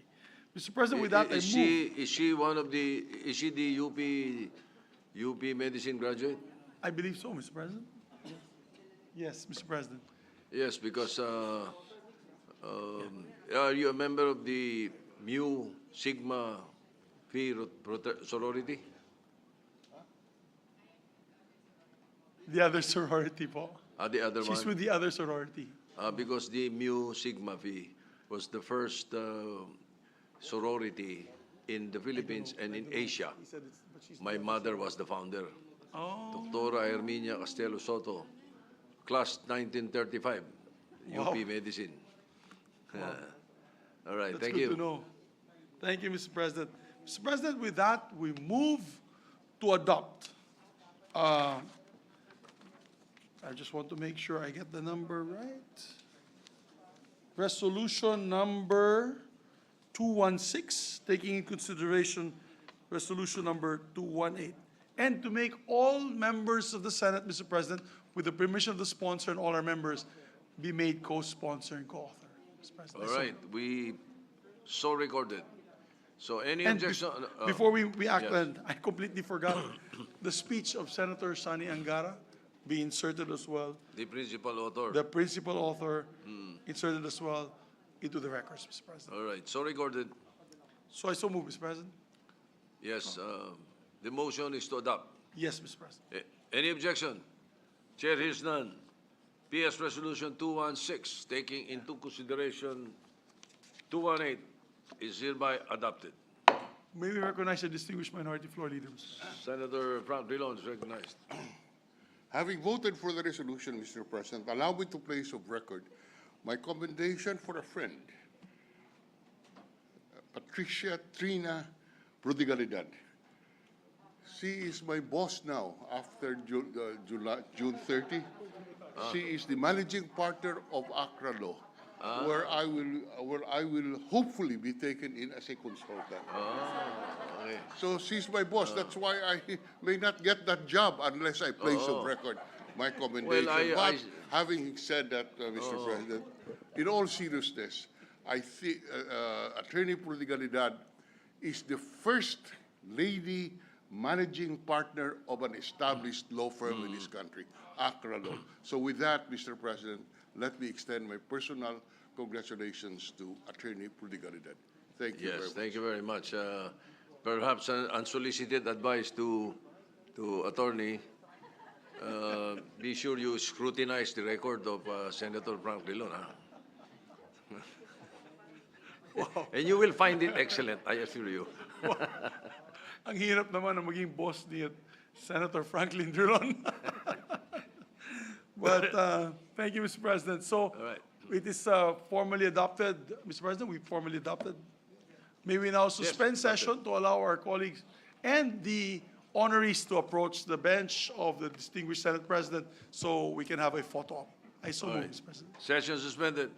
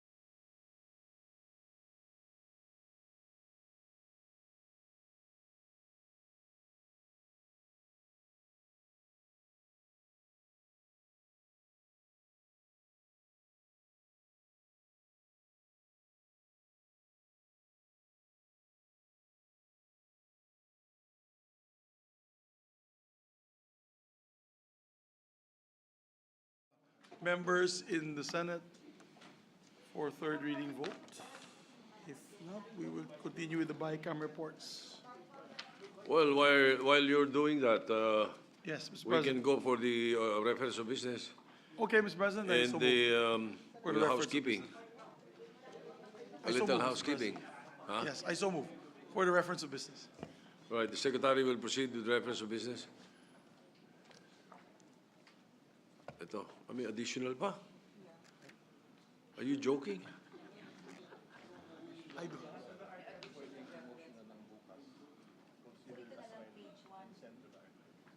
Oh, even this one?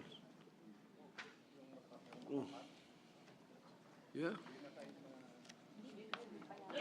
Your decision, Mr. President. Maybe we can just take up one reference of one, the first reference of business, and the additional can be taken up tomorrow. Yes, 2 pages lang po. the first, we can take it up, and then, yes, let's take up because these are resolutions and we can do something about this today and tomorrow. But the additional reference of business, which is 1 inch thick, should be moved for the archives. Yes, Mr. President. Well, we can do that tomorrow. Okay, you may proceed now.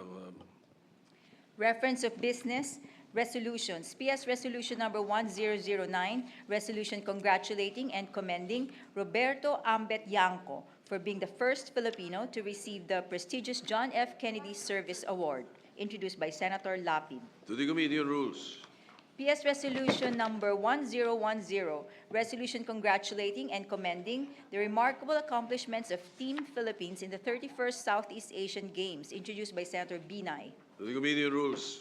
Communications, letters from the Bangko Sentral ng Pilipinas submitting to the Senate duly certified electronic copies of BSP issuances in compliance with Section 15A of Republic Act Number 7653, the new Central Bank Act, to wit, Circular numbers 1078, 1131, 1131 corrected copy, 1132 to 1137, 1137 corrected copy, 1138 to 1145, dated 9 March 2020, 13, 14, 22, 28 December 2021, 21 January 2022, 11, 18 February 2022, 1, 23, 24, 29 March 2022, 12 April 2022, and May 12, 2022. Circular letter number CL 2020-013 and 14, CL 2021-098 to 105, CL 2022-001 to 045, dated 5-9 March 2020, 7-15-29 December 2021, 4, 6, 11, 12, 17, 20, 25, 28 January 2022,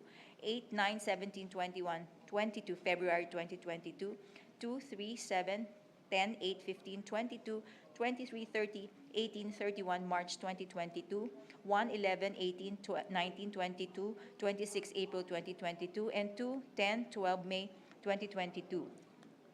And memorandum numbers M-2020-005 and 006, M-2021-06 to M-2021-067 to 075, M-2022-001 to 025, dated 5/11 March 2020, 1/15, 20, 22, 28, 30, 31 December 2021, 11, 12, 17, 21 January 2022, 2, 7, 11 February, 2, 9, 22, 25, 28, 30, 31 March 2022, 20, 29 April 2022, and 5/11 May 2022. Referred to the Committee on Banks.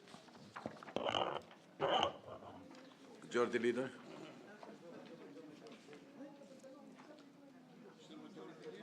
Yes, sir. Except na kwento ko. Hold that thought. Thank you, Mr. President. Mr. President, we have with us, we are in receipt of bicameral conference committee reports, starting with the bicameral conference committee report of the Metropolitan Baguio City. It's abbreviated, and I forget the abbreviation.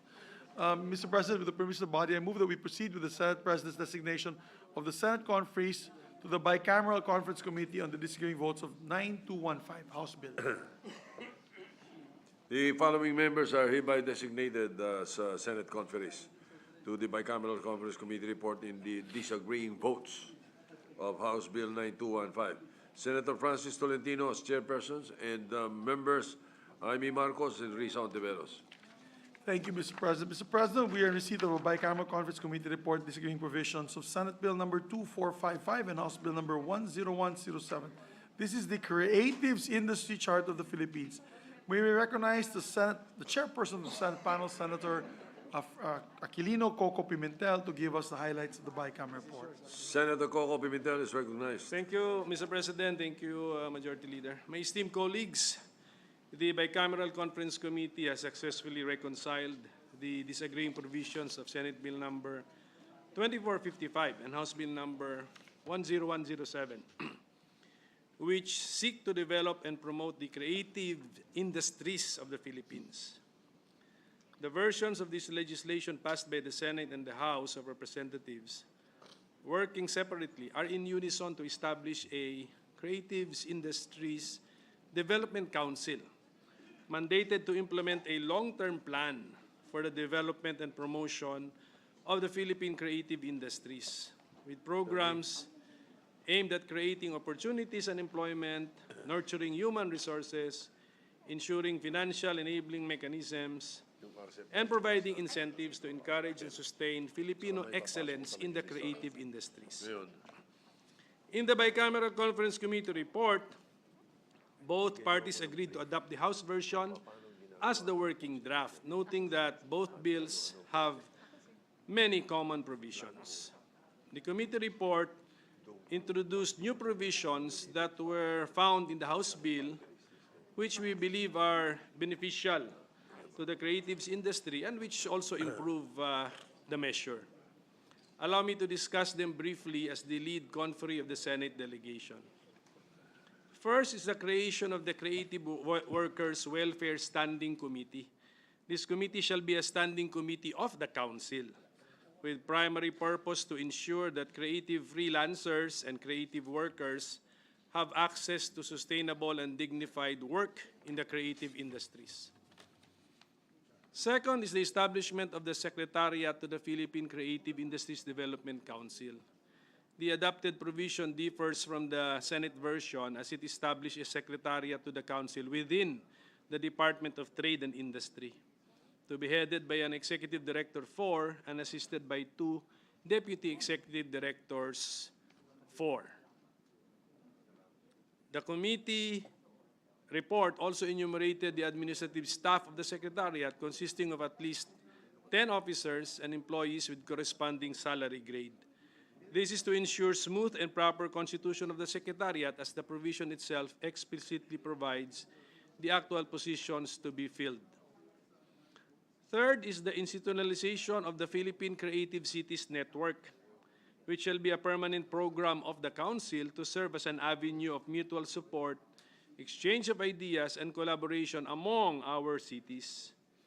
The PCCN envisions to incubate cities that want to explore their creative resources and opportunities for growth in the creative field, and to accelerate cities that are emerging as creative cities towards accreditation by the UNESCO to form part of the UNESCO Creative Cities Network. Moreover, both panels agreed to adopt the Senate version on the Council membership. The Council shall be composed of 19 members, 10 ex officio members, and 9 regular members from the private sector. On the title of the bill, the conferees agreed to adopt the House version to read as follows: an act providing for the development and promotion of the Philippine creative industries, and appropriating funds therefore. Whereas the short title of the bill shall read as the Philippine Creative Industries Development Act. Mr. President, my esteemed colleagues, it is high time for us to make creativity our national priority. As we continue to reopen the Philippine economy, our creative industries are poised to bounce back and perform even better. As I always say, people now sell ideas and people now buy ideas. So if we want our creative economy to grow, we must develop and promote the Philippine creative industries. And we must capitalize now on Filipino talent and creativity. Hence, I move for the approval of the Bicameral Conference Committee report on the disagreeing provisions of Senate Bill number 2455 and House Bill number 10107. So, thank you very much, Mr. President and my dear colleagues, for your attention. Thank you, Senator Pimentel. Majority Leader. Thank you very much, Mr. President. With that, I move to adopt and ratify the Bicameral Conference Committee report on the disagreeing provisions of Senate Bill number 2455 and House Bill number 1017. Let the text of the joint explanation be inserted into the records of the Senate, Mr. President. Is there any objection? There being none, the Bicameral Conference Committee report on the disagreeing provisions of Senate Bill 2455 and House Bill 10107 is hereby adopted and ratified. Thank you, Mr. President. Congratulations are in order to Senator Coco Pimentel and also to all the members who authored this very important measure. A lot of people in the creatives industry are very happy today, Mr. President. Yes, sir. Yes, sir. Mr. President, I move that we consider House Concurrent Resolution number 27, request the Secretary to read the title of the measure. The Secretary will read the title of the measure or the resolution.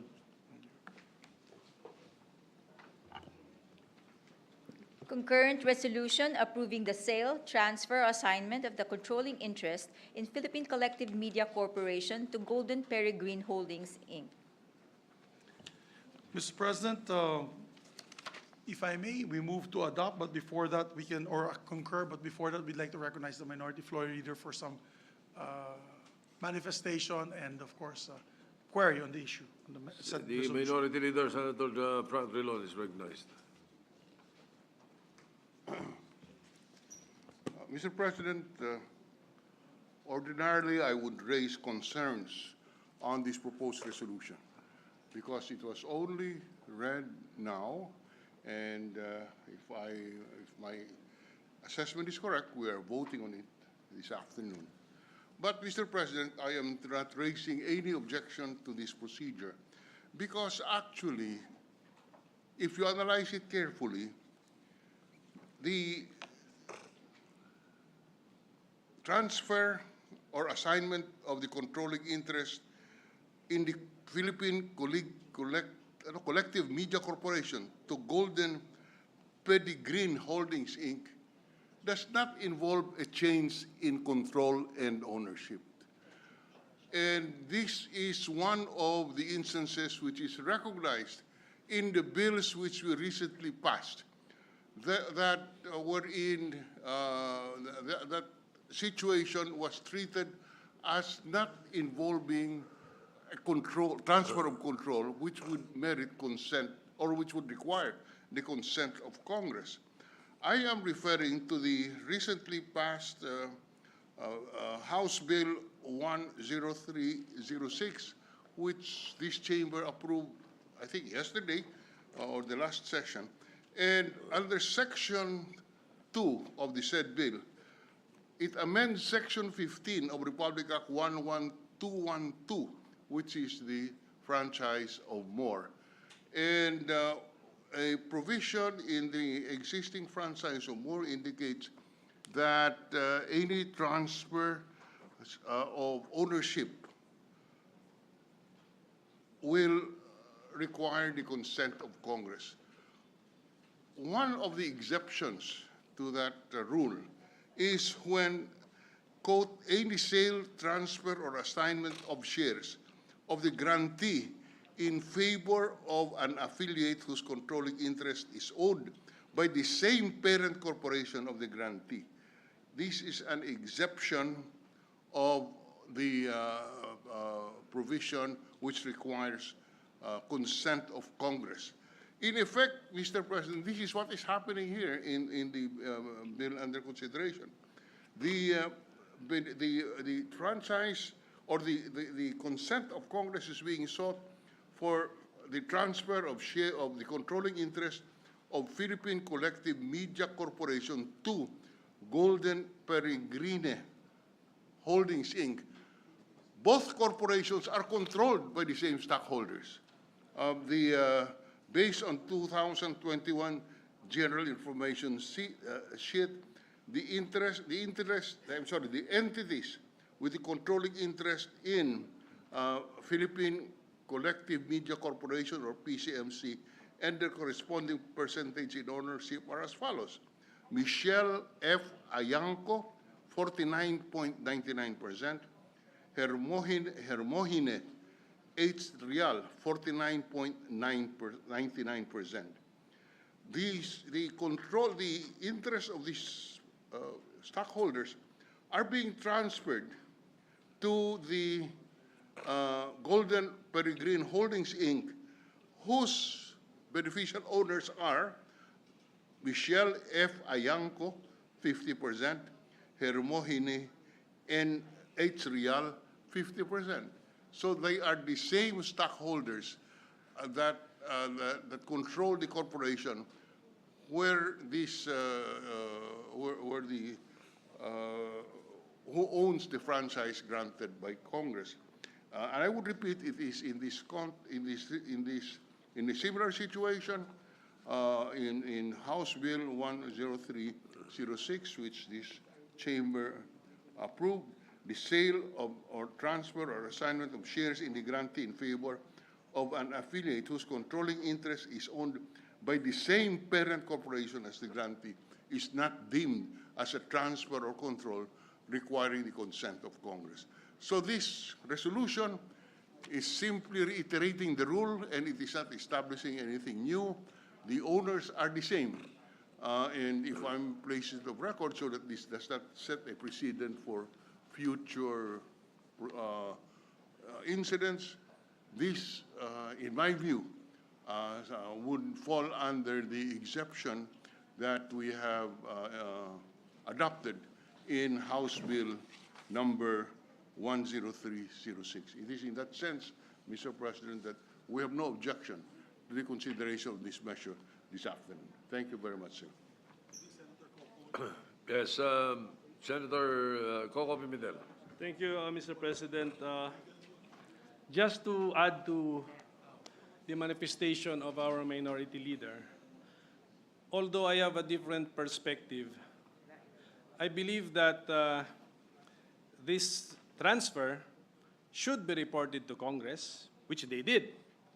That's why we know. That's why we know now who are the individuals owning the shares in the companies because of the report to Congress. But why has this measure been referred to the Senate Committee on Rules when a referral to the Committee on Public Services would have brought this out in case it is heard by the committee? So maybe in the next Congress or in the future Congresses, maybe if there should be a measure like this referred to the Senate, a timely intervention on proper referral will be raised, Mr. President. In my opinion, this is better heard in the committee, which grants legislative franchises. So there is now a public disclosure of who are the personalities behind the corporations. And I followed the section read by the minority leader, but I think it's applicable only to when the transfer of the shares is to another corporation, which is held by the grantee. But this one, I think, is not applicable. So may we get from the, because they are from the majority leader, some details on what the transaction is. That's why. Mr. President, if I may, act as the majority leader on the last day of our session. Yes, you're used to the position anyway. Well, Mr. President, based on the general information sheet of Philippine Collective Media Corporation, the grantee, the controlling PCMC has the following stockholders and the percentages. Michelle F. Ayunco, 49.99%. Hermohine H. Real, 49.99%. So those are the stockholders of PCMC. it is now being transferred to Golden Peregrine, whose stockholders are as follows. Michelle F. Ayanco, 50%. Hermogenes H. Real, 50%. These are exactly the same stockholders as the present grantee. Yes, but may we hear again the section of 101, Okay. I am referring to Section 2, amending Section 15 of the franchise of More Yes. Electric Corporation. Yes, sir. Okay, under Section 2 of the of the measure of the bill that we passed, amended Section 15 of the chart of the franchise of More. What does Section 15 of the franchise of More say? State? It states that to put it in concise language, it says, provided that during the period before the dispersal of ownership under Section 16, the grantee shall notify Congress in writing of any sale or transfer of its shares less than the controlling interest. Notification now. Provided that any person or entity whose franchise is sold, transferred, or assigned shall be subject to the same terms and conditions. I'm trying to find where this rule on controlling interest. In any case, it says further here.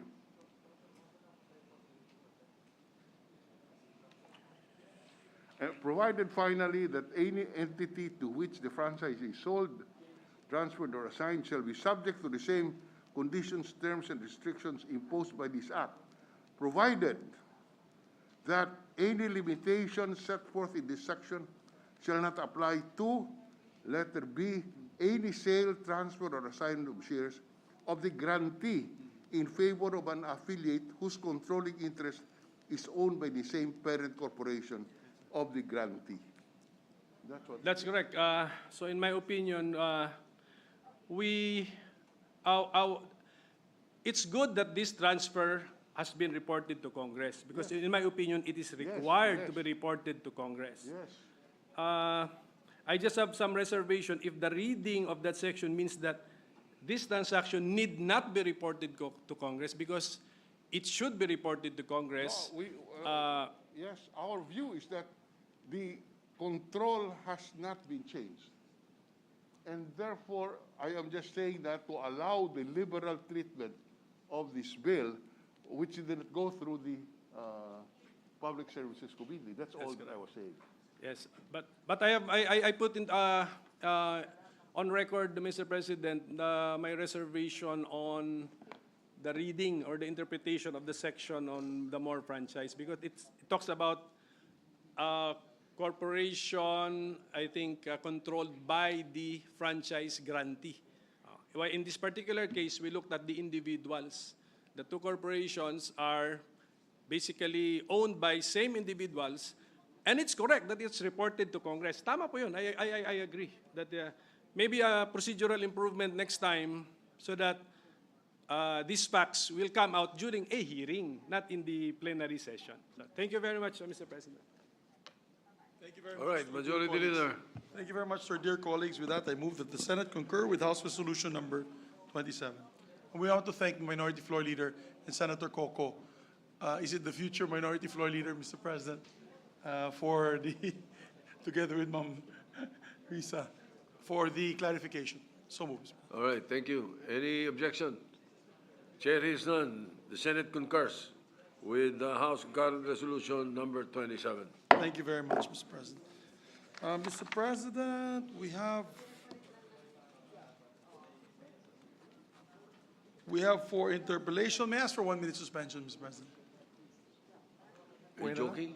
Okay, Mr. President, let me get it. Here you go. I saw your body language, Mr. President. I agree with you.